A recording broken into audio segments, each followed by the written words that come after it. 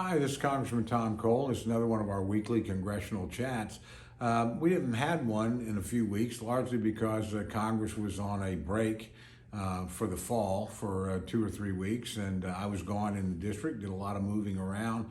Always good to be home, frankly, always good to see what Oklahomans are doing, what they're concerned about, what they're worried about. So I had the opportunity to visit a lot of places, tour of Halliburton, went out to Goodyear and Lawton, and went through that. Obviously, spent a lot of time in the northern end of the district in Norman and Moore and Midwest City, other areas like that. So I think I have a good feel for what Oklahomans are thinking, and they're pretty concerned. Number one, they're concerned about the economy. They see the worst inflation in 40 years. They see an economy that's slowing, and a great deal of volatility in it. Many people believe we are either in a recession or soon will be. So there's concern about that. Concern about the policies they think have sparked the inflation in particular, which is just an enormous amount of government spending pushed through both last year and this year.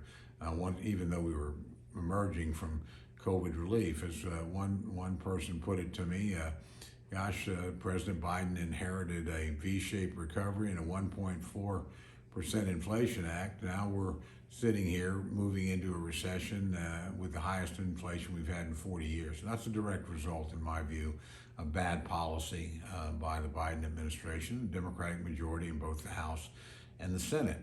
But regardless, Oklahomans want change, and it'll be interesting to see what happens in November in the elections, not only in Oklahoma but around the country, and see whether or not we get it. But Congress did come back into session and to do a couple of important things. Today we'll pass two major measures. One is additional assistance for 9/11 victims. A lot of them did not get everything they deserved and required. A lot of health challenges, a lot of challenges, financial security for families that lost loved ones.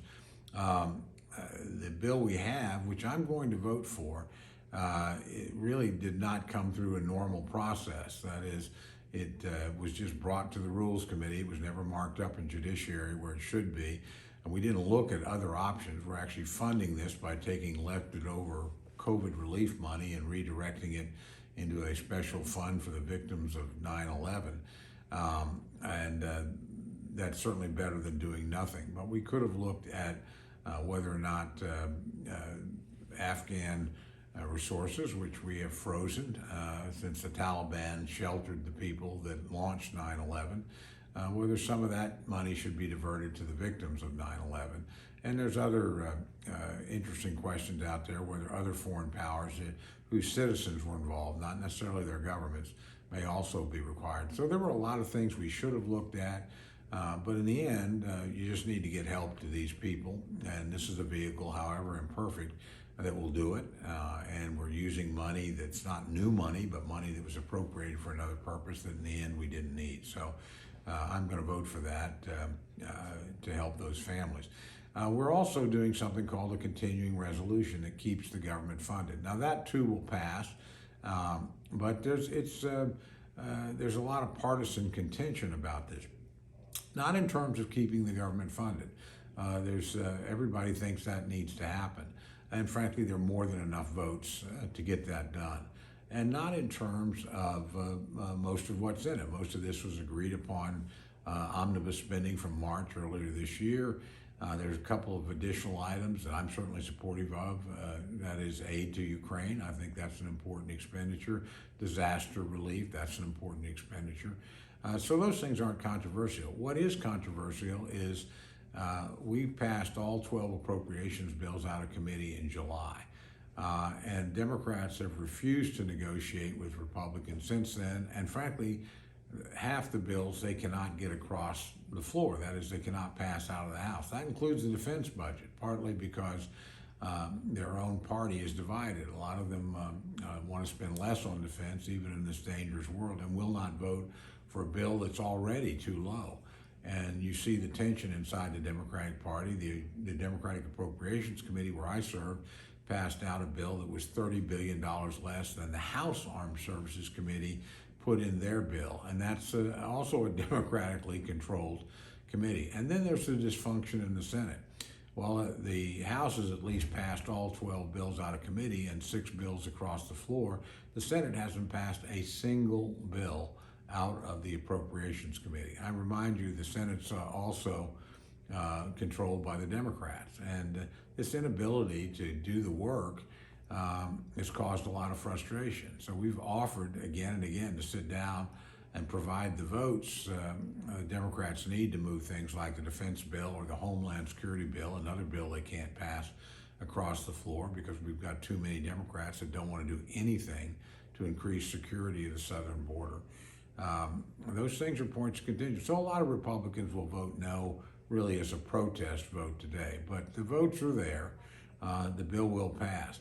The important thing is, hopefully, once the election is in the rearview mirror, maybe even before then, negotiations will begin between the two sides. It's really important that the government be funded. I think it's important that we do that this year, so we not kick it into next year.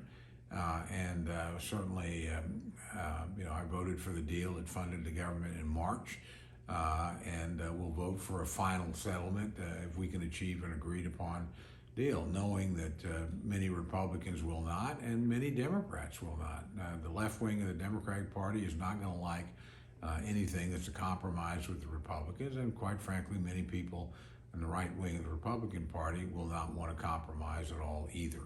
Unfortunately, the only way to fund the government, to keep the military strong, to keep our homeland safe, to make some improvements on our southern border is to work together. So I'm going to be trying to do that both before the election and certainly after the election.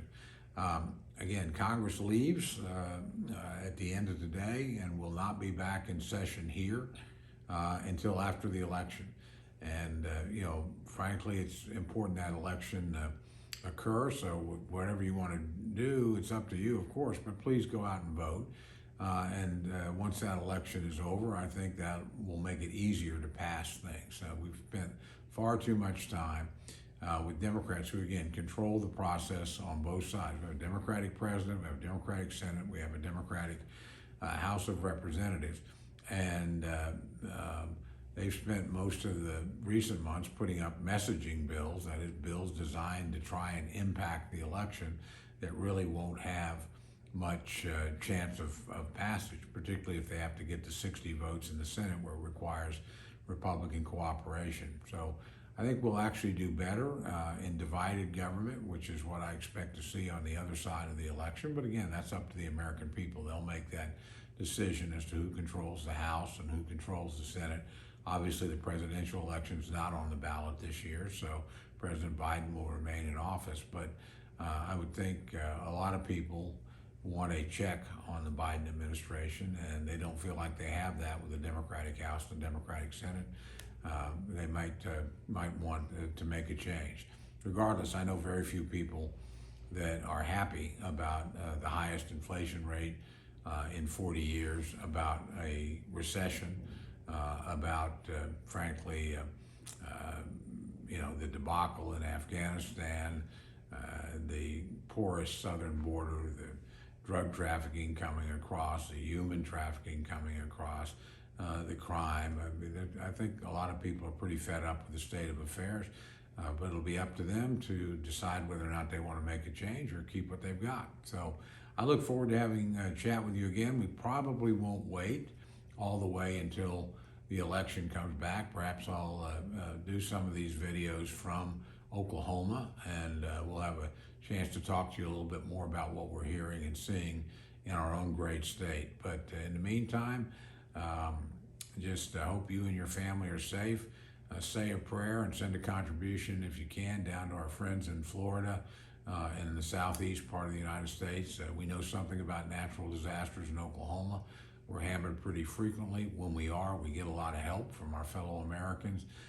If you're so inclined and you can, certainly say a prayer for our people that are facing difficult situation in Florida. And if you can help the Red Cross or some other worthy group that you're comfortable will use your dollars wisely, please do so. They need our help right now. So good luck, God bless, and we'll chat again soon.